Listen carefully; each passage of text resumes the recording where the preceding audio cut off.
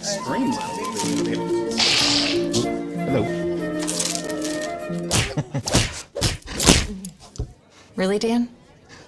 Hey, guys. Hey, Dan. Hi. What's up, Dan? Doritos. Are we going to talk about this? Nope. Good evening. Welcome to River Community Church. My name is Sam. I'm one of the pastors here. Glad to have you all here with us this evening. Before we get into anything, I want to get a couple announcements out there. First and foremost, there's pizza and wings after the service. So that's pretty cool. Come on out for that. But in addition to that, there's a couple cool things happening coming up here. Specifically with Saturday night, I want to lead off with this, is as long as we've had Saturday nights, we've had childcare from infant through preschool. But we're going to expand that and kind of revamp it and do some really fun things with it. That's going to be starting the week after Easter. So the Saturday after Easter, we're going to have a whole new revamped children's ministry. We're expanding children's ministry to Saturday nights. Natasha is going to be leading that. Natasha Padilla, if you want to wave to all the nice people. That's going to be really fun. She's been working with Teresa to make that happen. It's going to be really awesome. So if you want to help with that, feel free to chat with her afterwards. If you have kids and you've been looking for them to be plugged into some great stuff, but Saturdays would be awesome for you, that would be great. It's going to be all the way through 5th grade. I'm really looking forward to that. Now, the second thing is this. Also, the week after Easter, on Tuesday nights, we're going to be starting this thing called Midweek. It's going to happen 4 times per the dates up there on the screen between April and May. And here's what it is. It's going to be events that happen here at RCC on Tuesday nights from 6 until 7:30 at night. And it's going to be in-depth teaching and some study. That'll happen right here in this place. It's going to use similar curriculum to what the community groups will be using. But at the same time, there's also going to be some awesome things happening with kids. There's going to be kids midweek. So not only will you be getting this chance to grow in your faith, but your kids will be also. So from infant through fifth graders will also be getting that. So if you're here tonight and you're like, I really haven't had the chance to connect at RCC, or I'm brand new tonight, I want to get to know some people, this would be an awesome first step for you, because you'll be in a place where it won't just be like 10 people, it'll be like 50 to however many people, and so you'll be a great chance to talk with people and get to know them in a very non-threatening way, and also get a great study in. If you're here and maybe you want to get into community groups, but it's always been childcare that's been hard, this is going to be awesome, because not only are your kids going to get watched, they're going to have this great experience as well and grow closer to God as well. So if either of those two things are you, that would be an awesome thing for you to get plugged into. All right. So that's the announcement stuff. We're through that. Now we can get down to the fun stuff. And I start with a story. I want to start with a story tonight. It's a story of a time that Jesus was traveling to different towns, okay? And he travels into this town, and there's a woman. Her name is Martha. And she welcomes Jesus and his disciples into her home. And so they sit down, and they're getting ready to enjoy this time together with everybody, and they're getting ready to prepare. And Martha is just hustling, okay? When you say hustling, maybe that's a word you've heard before. You're just hustling. She is hustling from one thing to the next. And, this has got to get fixed. And, the chicken is burning. And, whatever stuff is happening. And she's just trying to get all the things figured out to be just perfect because Jesus is here, okay? Jesus is here in her house, and she wants to make everything perfect. And so she's like running around, trying to make it all work, trying to make it all good. And then there's her sister. Her sister's name is Mary. And her sister, when Jesus comes in, finds where Jesus is and plops herself down right in front of Jesus. She doesn't move. She doesn't move. She just sits there, and she's just soaking it up. She's listening to everything Jesus says. She's just loving being there and listening to everything Jesus is saying. But Martha, she's ticked. I mean, here I am racing around, trying to get everything figured out, trying to serve like crazy to make this all happen, and it's not working. Like, I'm racing, and there's my sister just sitting there at Jesus' feet. She's so lazy. And so she goes up to Jesus, and she goes up to him, and she says to him, Jesus, isn't it just completely unfair that Mary's just sitting there? While I do all the work, why don't you tell her to get off of her rear end and come and help me? Maybe you've said something like that to somebody in your life before. Well, here's what Jesus says. It says this in Luke 10:41 through 42. But the Lord said to her, "My dear Martha, you are worried and upset over all these details. There's only one thing worth being concerned about. Mary has discovered it, and it will not be taken away from her." That's story number one. Lock that in the back of your brain for now, and let's go actually just a few verses earlier. Because just before Jesus sat and taught in Martha's house, he was teaching about this thing called loving your neighbor. Someone had asked him, "And who is my neighbor?" Right? So he says you should love your neighbor, and some wise guy says, "Hey, who's my neighbor?" So Jesus tells a story. He says there's this Jewish man, and he's walking on the road headed to Jericho. And along the way, there are these bandits that see him coming, and they jump him. They beat the snot out of this guy, and they take all of his possessions, and they leave him for dead. Well, as he's sitting there, along comes this Jewish priest. And he sees the guy sitting there alongside the road, maybe dead, maybe alive. And instead of going to check on him, he crosses the street or the path and walks on by on the other side. A little while later, a second person comes by, a Levite or a temple assistant, somebody you'd maybe think would be really holy or something. He also walks up where this guy is laying along the side of the road, and he sees him also cross the other side and continues to walk on. Passes him right by. And then Jesus says, there's this despised Samaritan, and he literally uses the word. If you look in the biblical version, it's despised Samaritan. And this is a guy that the Jewish people would have said, oh, this is somebody who's not really holy, doesn't follow God, is kind of messing all these things up. They're not really true Jews. And here this guy comes, and what happens is he goes up to where this man is left for dead along the side of the road, and he begins to take care of him. He puts olive oil on his wounds. He nurses him back to a little bit of health and puts him on his donkey and takes him to the inn that's nearby. And then he gives the innkeeper this crazy amount of money to take care of this guy. And he says, if when I come back through here that wasn't enough to cover this guy's bills, I'll pay the rest.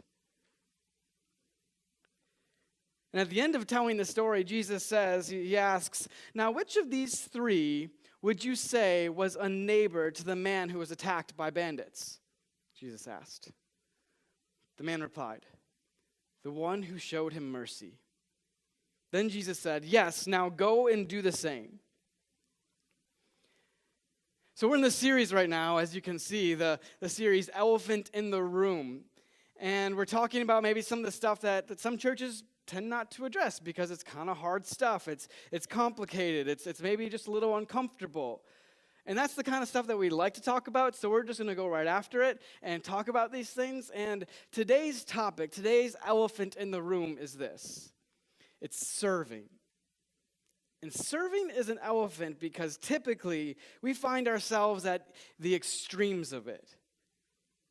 We're at one end of the spectrum or we're at the other, and it's something that needs addressing. So on one of the end of the spectrum, we have the overcommitters, the overservers, right? You know these people, don't you? Nod your heads if you know these people. You know the ones that are like the Marthas, they just cannot stop moving, okay? Have you ever experienced somebody who cannot stop moving and serving? People who are just constantly serving, even when there isn't really a need. They feel like they have to find needs to like address and help out with. And who honestly, and here's the part where Martha went wrong. These are the people who grow bitter and resentful toward the jobs that they have to do, or maybe even the people who they believe aren't pulling their weight. So they feel like they've got this job to accomplish, and they're feeling bitter and resentful for the people that aren't doing it, or about the fact that they have to do it in the first place, but they won't admit it. But they feel it.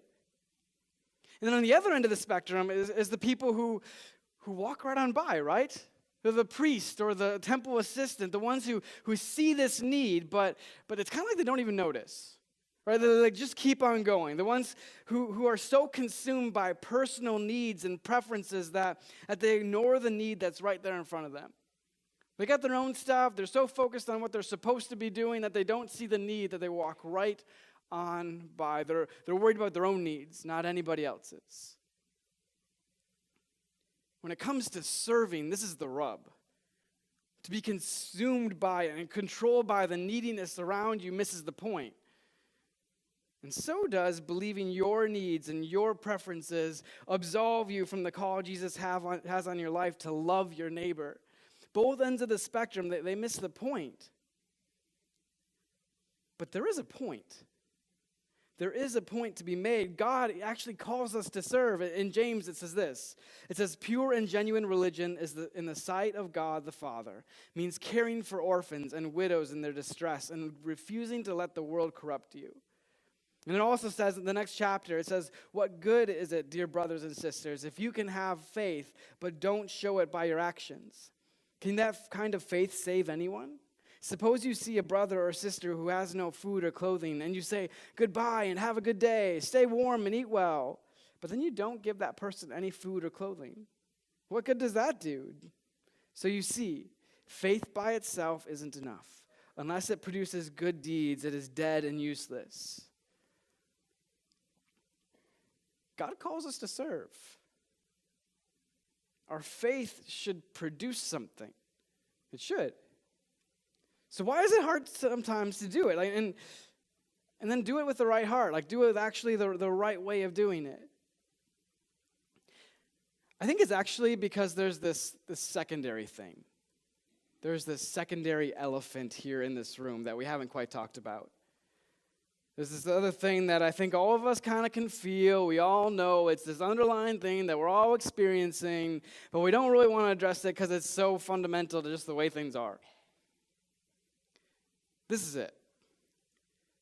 We're all just so stinking exhausted. We're tired. We're stretched. We feel weak. We feel sick. We're at our wits' end. We're overscheduled. We're overbooked. I mean, you name it, we're doing it. The kids' sports thing, right? The kids' sports thing is this crazy thing where we're gone every weekend. That's not weird. That's normal. There's boards and there's committees. There's causes that feel so important and fundraisers you want to be a part of. And the bigger and the better thing that your family feels like you have to abide by and get to and take care of. It works and it's work and it's overtime. It's all the things that you feel like you have to do it. You name it, we're doing it. And if we're not doing the busyness thing, then we're so tired we can hardly even rest. So we don't. We with just a moment to spare, whip out that little black thing in our pocket, like that black box thing. We've got 3 seconds, so we're going to check something quick, right?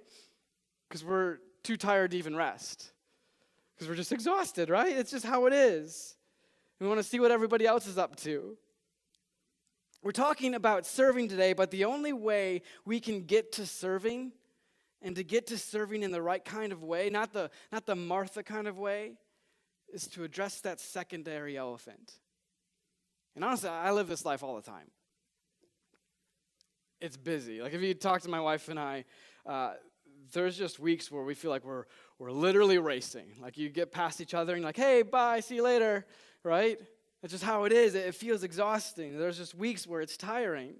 Some of it is just the realities of life with kids or a life with lots of priorities and a high-speed culture. But just so we're clear, the elephant, the secondary elephant we're talking about, is not busyness. That might be the way it shows up for many of us, but that's not actually it. In Romans 12, verses 1 through 2, it gets at the secondary elephant. It says this. It says, and so, dear brothers and sisters, I plead with you to give your bodies to God because of all he has done for you. Let them be a living and holy sacrifice, the kind he will find acceptable. This is truly the way to worship him. Don't copy the behavior and customs of this world, but let God transform you into a new person by changing the way you think. Then you will learn to know God's will for you, which is good and pleasing and perfect. The elephant that nobody wants to really talk about is the one that says we should copy everything that we see around us because it's what everybody else is doing. That's what the elephant is. And right now, for us, For most of the people maybe in this room, or a lot of people, we live in a world and of people that are surrounded by everyone that says you should go faster. You should do more. You should look out for yourself first. You are what you produce, so get going. Treat others the way you get treated, as opposed to loving them how you want to be loved. But Paul, the author of Romans, who wrote those verses just a second ago, he says, no, that's not it. That's not it. That's not how it's going to be with you. You follow Jesus. You don't have to do this life how everyone else does it. You can be transformed. You can be different, and that's a good thing. You don't have to rush. You can care for others. It's a good thing to do. You can do that because Jesus teaches you and transforms you to live in this new and different way. If you want homework this week, I've told a few people this. Read Romans 12, like the whole chapter, okay? And read it like 17 times this week, okay? I know that sounds silly, and you're like, what in the world? Why is he giving us homework? Romans chapter 12, it just like blew my mind this week. I was having so much fun with it. So read that like 5 times, and as you do that, it'll be really inspiring. I think it'll be a really fun thing to read. But this is what it says next. The next verse says this. Because of the privilege and authority God has given me, I give each of you this warning. Don't think you are better than you really are. Be honest in your evaluation of yourselves, measuring yourself by the faith God has given us. Don't think of yourself as better than you are. Isn't that like really great to hear? Like, are you smiling now? You can laugh, it's all right. In a world that's all about self-esteem, right? And thinking highly of ourselves, that kind of sounds like a downer. It feels weird. Don't think so highly of yourself. It's actually the opposite. It's the opposite. It's an absolute relief when you actually think about it. Here's what that verse means for you today, or what it can mean for you. The weight of the world does not rest squarely on your shoulders. You don't have to carry it. It may feel that way some days, but that's a lie. It's a lie. You were never meant to carry all of that. Now, this is not an excuse to be lazy. You can go ahead in Romans chapter 12, verses 11, and it says, never be lazy, but work hard and serve the Lord enthusiastically. So don't just go like slide into not doing anything, okay? But the weight is not on your shoulders. And while the weight is not on your shoulders, you still have important work to do. God has a plan for you, has this calling for your life. And here's the thing about that. Whenever I talk to somebody about their calling, what will typically happen is we'll start to talk about all these big, huge things that they feel like they're supposed to do. Has anybody ever had that conversation? You can raise your hand. Yeah, like, there's something I want to do. There's this one thing I feel like I'm supposed to do with my life. Don't make it that complicated. You don't have to overthink it. You don't need to spend hours in prayer and deep Bible study to figure it out. You can hear these next verses and have a pretty good idea of the things God's calling you to do this week. It says this in Romans 12, 4-8. It says, just as our bodies have many parts and each part has a special function, so it is with Christ's body. We are many parts of one body and we all belong to each other. In his grace, God has given us different gifts for doing certain things well. So if God has given you the ability to prophesy, speak out with as much faith as God has given you. If your gift is serving others, serve them well. If you are a teacher, teach well. If your gift is to encourage others, be encouraging. If it is giving, give generously. If God has given you leadership ability, take the responsibility seriously. And if you have a gift for showing kindness to others, do it gladly. Did you catch that? God actually has a purpose for you. Like you. He has a purpose for you, and it's that simple. It doesn't have to be more complicated than that. Are you good at serving? Serve. Are you good at teaching? Teach. Be a teacher. Are you good at leading? Lead. Don't overcomplicate it. This last week, we had one of my eldest son, he was not feeling very well at school. And he has this teacher, and this teacher was taking care of him and like had him go down to the office, get his temperature taken. He didn't have a temperature, so he kind of stuck around, rested for a little while, felt a little bit better. But by the end of the day, he was still not feeling super well. And so this teacher gives us a call and just lets us know. We go and pick him up. My wife goes and picks him up and brings him home. And all really good stuff, normal, that's how it should be. Well, that evening, about 4 hours later, like just before bedtime for us, we get this message from his teacher saying, "Hey, just checking on Ramsey. I'm hoping he's feeling really well." This teacher did not have to do that, right? This teacher did not have to, 4 hours after the sake, check in on this child that they have kids of their own. They don't have to be worried about my kids, right? Like, I'm at home. It's a part of your job. She's not going to get a raise. She's not going to get noticed for this. There's nothing in addition to that. This teacher just went out of their way to take care of my son. I was wild. It was blown away by the fact that they would care that much. And like, this isn't us. We've talked to other people. This teacher is just like that. And that's Ripon Public Schools. That's awesome, right? That's so amazing. There's so many good people. But looking back at those verses we just read, gift of teaching, check. Gift of kindness, check. That's someone living their calling. That's serving. Here's the thing, you are called to serve. It's not like if you are, if you're not. Like, you are called to serve, and it can take different forms. But if you are following Jesus and you're not serving, then you kind of got to take a look at your faith. Like James talks about, faith should produce something. It shouldn't come out of us because of our faith. The actions don't save us, but the faith produces something in us. It makes us move, and it should move us towards doing things for others and loving others. It should lead us to actively caring for others and serving. Now, don't hear me wrong. I'm not saying that you have to serve here. That teacher went above and beyond to serve, and that is an amazing picture of God's love. It's awesome.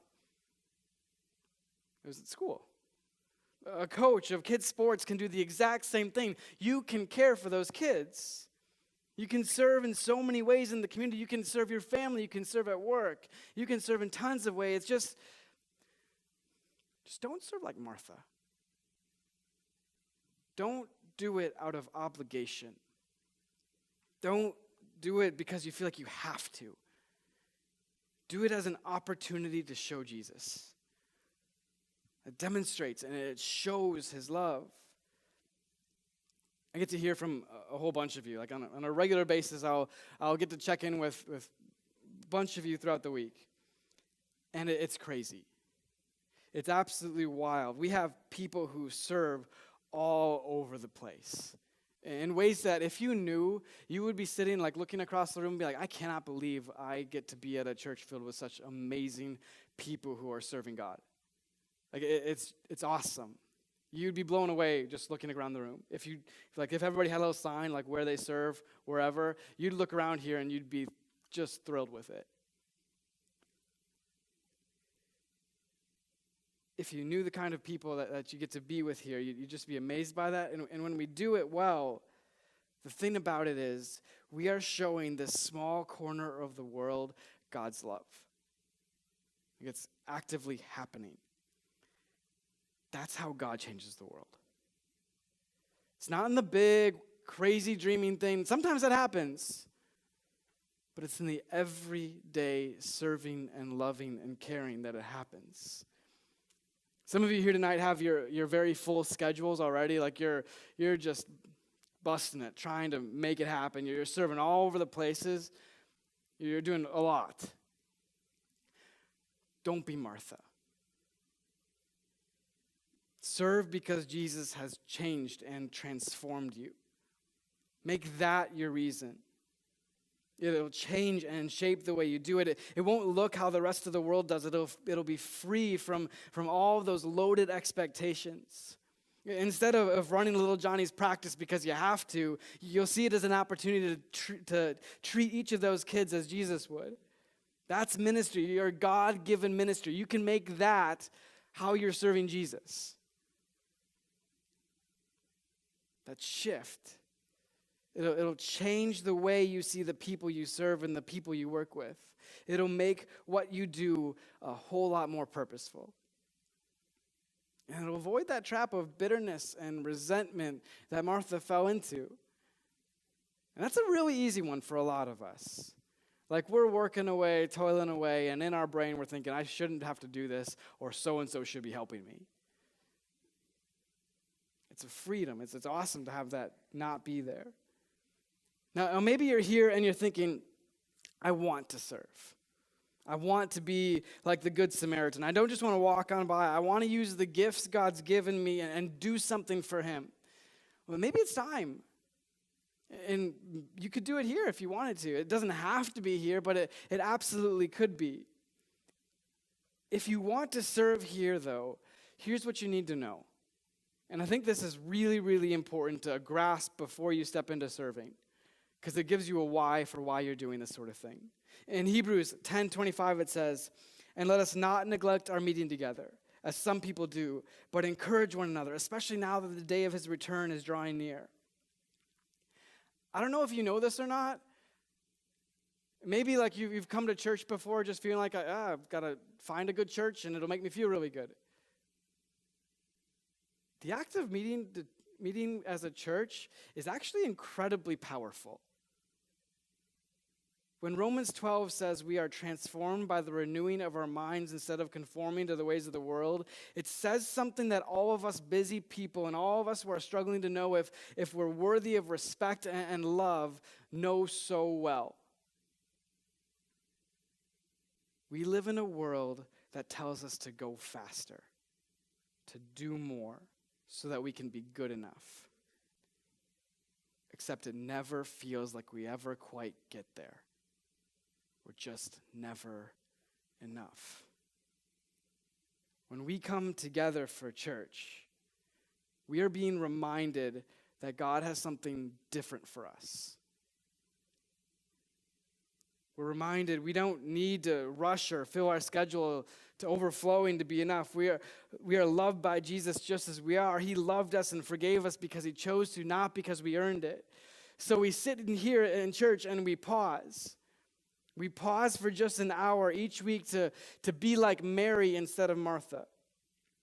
We pause to listen to what God has to say and be reminded of what's true and to worship God together. Then we leave to go out and serve where we see God leading us to serve. Like the Good Samaritan, we see this need and we go for it.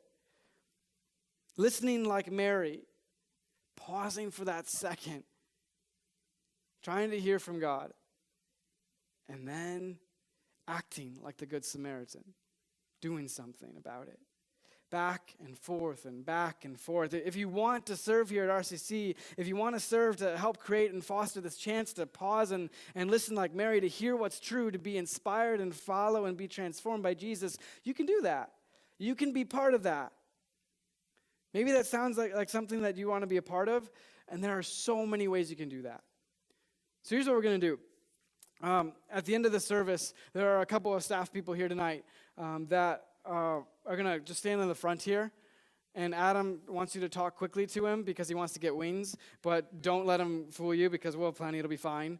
But if you're interested in serving in a particular area, like you just saying, I want to serve. I know I believe in Jesus. I know I'm not just supposed to go on with life and not do anything to follow him. If you want to do that, we're going to have a couple people up here, and if the people that on staff that you would want to talk to aren't here tonight, you can feel free to send them an email. The emails should be on the back of your program, and you can send them an email if you'd like to. But here's what it is. This is our staff, and they kind of oversee different ministries, and this would be your first step in talking to them about which area you'd want to serve. The first one is Pastor Jack Eigel. He does pastoral care, so we have a ministry called the... why am I forgetting this twice tonight? chaplain's ministry. Why can't I not remember that? Okay, it's the chaplain's ministry, and it does the most absurd things. It takes care of so many people, whether you're having a baby and you're having so much fun, rejoicing, or you're going through a deep struggle, or you've lost someone. It does awesome things. So if you're interested in being part of that, you can talk to Jack. Also, all of our sermons are videoed, so if you'd want to be part of that process of videotaping and be part of that's interesting to you, you can also talk to Jack because he does all of that stuff. The second person is Pastor Aaron. He's our student and outreach pastor. So he oversees like hosting. If somebody comes in at the beginning of the service to get a program or whatever and make sure people feel taken care of and welcomed, he oversees making sure you get part of that if that's something you're interested in. He also does student ministry. So Wednesday night we have like 70, 80, 90 kids here, depending on the week, and it's this awesome thing. So if you're interested in that, feel free to talk with him or send him an email. He won't be here tonight. The next one is Miss Teresa Hacker, or excuse me, Kathy Rowan. Kathy Rowan. I missed one. I don't know why. Anyways, very good. So this is Kathy Rowan. She does our visual media stuff. So anything you see on the walls or up here, that happens because people hit buttons. It just isn't magic. Although it would be really cool if it was. But if you're interested in being part of that, feel free to talk to her. The next one is Teresa Hacker, who is our children's ministry director, and she oversees all of our Sunday morning children's ministry. You can talk to her if you're interested in being part of that. The next one is Natasha, who is helping us expand our children's ministry. I talked about her earlier, so she does that for Saturday night as well as midweek, which is happening the upcoming Tuesdays. And then I'll keep going. Pastor Adam does worship. Make sure you talk to him a long time so he doesn't get any wings. But if you're interested in anything with worship, feel free to talk to him. He'll be up here afterwards. And lastly, if you're interested in anything with Saturday night or discipleship with small groups or midweek or any of those kinds of things, feel free to talk to me. That's a lot, but there's a lot that happens here, and it's important. It really is important. There are things that happen by people hearing about Jesus that change people and transform people. And if you want to be a part of that, it's an awesome place to serve. You don't have to. You can keep serving anywhere. There are so many places you can serve. And you can do that for Jesus anywhere. But if you're interested in that, man, it really does make a huge difference in our community. And that's really powerful. So here's the thing. I'm going to conclude with this. I'm going to conclude with a prayer. And that prayer is going to have a couple of parts. Maybe you're here tonight and you feel like you've just been working so hard and you're exhausted and you're tired and you don't know how to keep on doing things the way you need to be doing them. You're listening to all the advice from all the other areas and it's not really making sense and you want to be transformed. I'm going to pray that we could look to Jesus for transformation, to see what's important to him and not to everything else. That we could follow his lead and not every other lead in our life. Secondly, that if we choose to serve, that we could serve well, not out of obligation, but out of this sincere love for what Jesus has done for us, that we can give it away. And then finally, that as we come to church, we could pause and continue to hear from God and have him send us in a particular direction and then go in that direction. So we could pause and then go, pause and then go. If you'd like those things prayed for you this evening, you can pray these words along with me. Would you pray with me? Dear God, we are just incredibly grateful that you love us the way that you do. That you give us so many opportunities to be transformed by you. God, as we are here tonight and we feel like we're just too exhausted, too stretched, too running after what everybody else tells us we should be running after, I ask that you'd help us to listen to you and be transformed by you. Additionally, God, I ask that as we serve and as we follow and really do love our neighbors like Jesus teaches, then I pray, God, that we would do that well. That it wouldn't be out of obligation, that we wouldn't try and do it to make ourselves feel better, but to do it because you tell us to do it. That wouldn't be any resentment in it, that we'd want to follow you in that way. And then finally, God, that as we come here and meet in this place to worship you, that we would treat it as this essential thing, as this essential moment to pause, remember what's true and who you are, and then be led to go and live that out every single day of the week. We pray these things in Jesus' name. Amen. A couple